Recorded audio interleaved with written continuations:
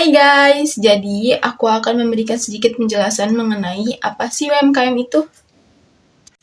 Jadi, UMKM atau usaha mikro kecil dan menengah adalah usaha produktif yang dimiliki oleh perorangan maupun badan usaha yang telah memenuhi kriteria sebagai usaha mikro. Nah, kriterianya itu tertuang dalam Undang-Undang Nomor 20 Tahun 2008 tentang UMKM.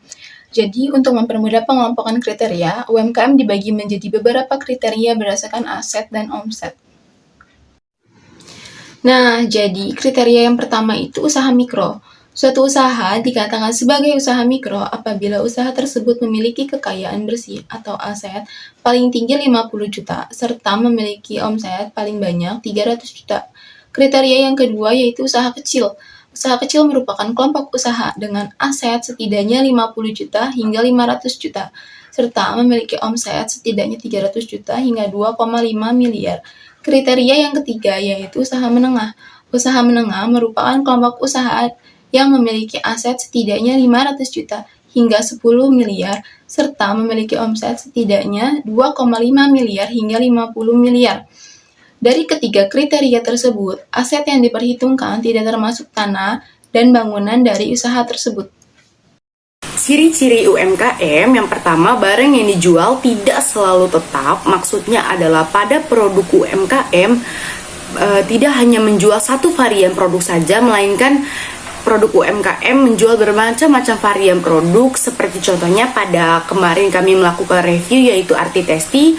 Pada Arti Testi sendiri tidak hanya menjual risol saja, melainkan banyak variannya seperti donat, sosis, roti pizza, roti keju, dan roti coklat, dan lain-lainnya. Ciri-ciri UMKM yang kedua yaitu tempat usahanya tidak menetap atau dapat berpindah-pindah. Maksudnya adalah para pedagang UMKM belum mempunyai tempat yang tetap untuk melakukan penjualan atas produk-produknya. Seperti contohnya kemarin Arti Testi menjual produk-produknya di lapangan bazar dekat taman.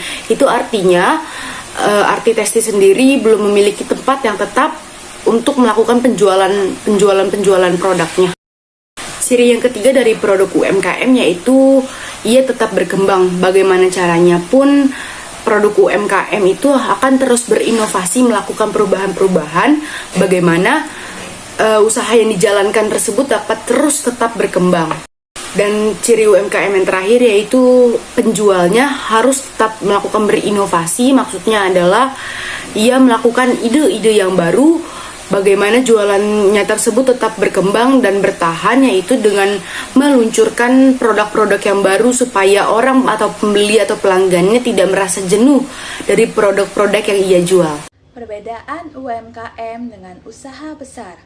Yang pertama, modal awal. Untuk UMKM, modal awalnya sekitar 1 miliar rupiah dan tidak termasuk dengan tanah dan bangunan usaha. Sedangkan untuk usaha besar di atas 10 miliar rupiah, itu tidak termasuk dengan tanah dan bangunan usaha. Yang kedua ada omset.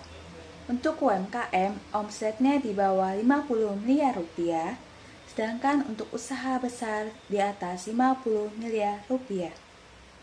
Lalu yang ketiga ada karyawan. Untuk UMKM, jumlah karyawannya di bawah 20 orang, sedangkan untuk usaha besar jumlah karyawannya sekitar 100 orang.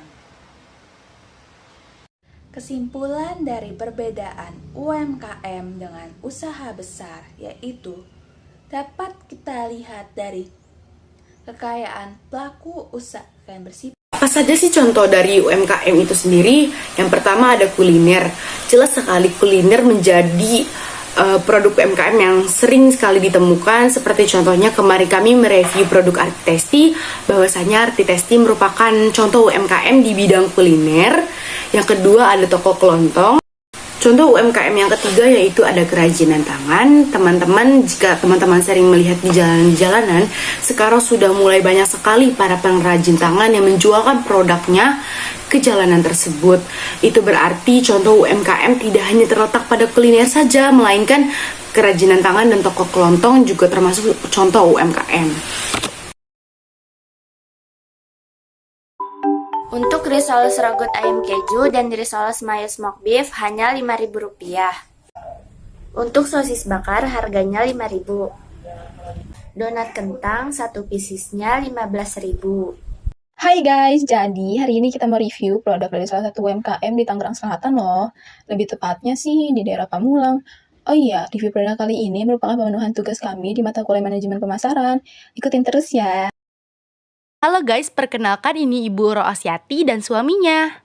Ibu Roasyati dan suaminya merupakan salah satu pedagang UMKM pemilik usaha Arti Testi yang kami kunjungi terletak di daerah Tangerang Selatan, tepatnya di Taman Lapak Bazar, Jalan Cempedak Raya. Hai guys, perkenalkan nama saya Mutia Nur Zahra, anggota dari kelompok 4. Halo semuanya, perkenalkan nama saya Mutiara Sabila. Hai guys, perkenalkan saya Nuzulia Nurul Hidayat, merupakan anggota dari kelompok 4. Hai guys, perkenalkan namaku Naomi Nesya Lontaan. Ayo ikutin kami terus.